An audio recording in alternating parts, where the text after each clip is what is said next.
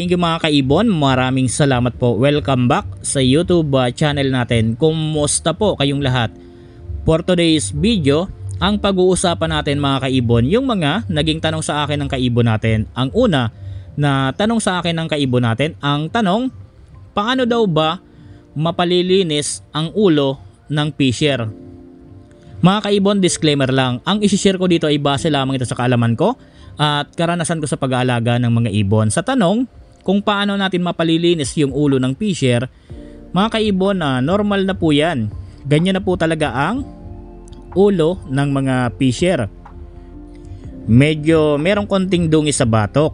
So normal po yan, hindi natin mapalilinis yan. Pero kaya natin makapag-produce ng painakay na malinis galing po dyan sa fisher. Ito po ang technique na ginagawa po dyan. For example, meron ka pong green fisher. Mas maganda kung yung green fisher mo hen. Kung meron kang green fisher na hen, parisan mo po ng opaline cock para magkaroon ka ng painakay na malinis. Kapag pinarisan mo kasi yan ng opaline cock, maglalabas po yan ng opa hen, 6-link opa hen. Doon pa lang nakapag-produce ka na po ng malinis na painakay. Pwede ka rin naman gumamit ng hindi opaline. For example, meron kang green fisher na hen or kaya naman kahit cock. Parisan mo po yan ng green pastel or kaya naman yellow pastel na fisher. Doon sa pinaris mong yon, magkakaroon po yon ng painakay na malinis. So yan po ang paraan na ginagawa namin noon kapag gusto rin namin makapag-produce ng medyo malinis na ulo ng mga fisher. Diyan kasi sa mga pastel, mas maganda kung makapagpalabas ka ng kung meron kang pastel na split ino or kaya naman meron kang yellow pastel na split ino or kaya naman yellow bulls na split ino. Yung mga nabanggit kong ino, ipares mo po yan dyan sa green fisher mo. Magkakaroon po yan ng mga painakay na malinis yung ulo. Pero maglalabas pa rin po yan. Hindi mawawala ng kagaya po ng sa green fisher pa rin. Pero meron at merong ilalabas po yan ng mga malilinis na green.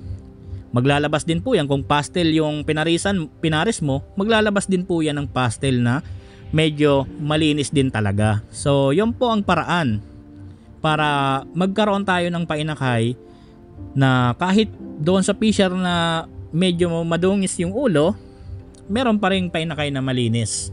So yan po mga kaibon ang unang tanong. Sana po nagkaroon kayo ng konting kaalaman at idea. Pangalawang tanong sa akin, kapag nagkaroon daw ng sapola yung hen, magagamit pa daw ba ito sa breeding?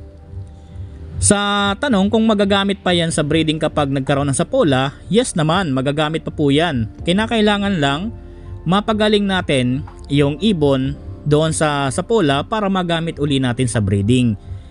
Ang paggamot po ng ibon na merong sapola, kinakailangan i-diet po ninyo. Bawasan ninyo yung patoka, ilagay nyo sa cage na makakapaglipad-lipad siya para mabilis po gumaling doon sa sapola. Kapag gumaling na po sa sapola, i-maintain nyo po ang patoka para hindi na po bumalik. So yan po ang dapat lang nating gawin para magamit pa uli natin siya doon sa pagbibreed mga kaibon. Panghuling tanong sa akin mga kaibon, meron tayong kaibon na nagtanong kung ano daw ba ang magandang kulay ng parisan na pwede ngayon. Sa tanong nang yan kung ano ba ang magandang kulay, kung meron tayong budget, mas maganda red factor or kaya naman yellow face or kaya naman aqua, dahil po talagang magaganda yung kulay ng mga nabanggit natin ng yan. Kung dito lang tayo ang kaya lang ng budget natin, kagaya lang ng back to back Lutino Opa, okay po yan. Or kaya naman po Cremino Opa, napakaganda po nyan. Or kaya naman yung mga wild type na Green Perso, okay po yan.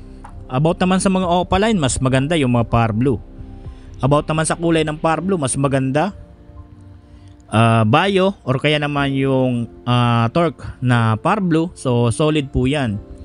And then pagdating naman sa iba na opaline, ang mas magandang kulay pa rin para sa akin, Green Ewing. So yan po, mga solid po yan, magaganda. Kaya naman po, Muwabe na Ewing. So napakaganda pa rin po niyan mga kaibon. Pwede pang hobby-hobby lang, pwede rin kapag nagkaroon ng mga inakay pang out, the best po yan. So doon sa kaibon natin na nagtanong nito, maraming salamat po sir, shout out po sa inyo. Hanggang dito muna yung video natin.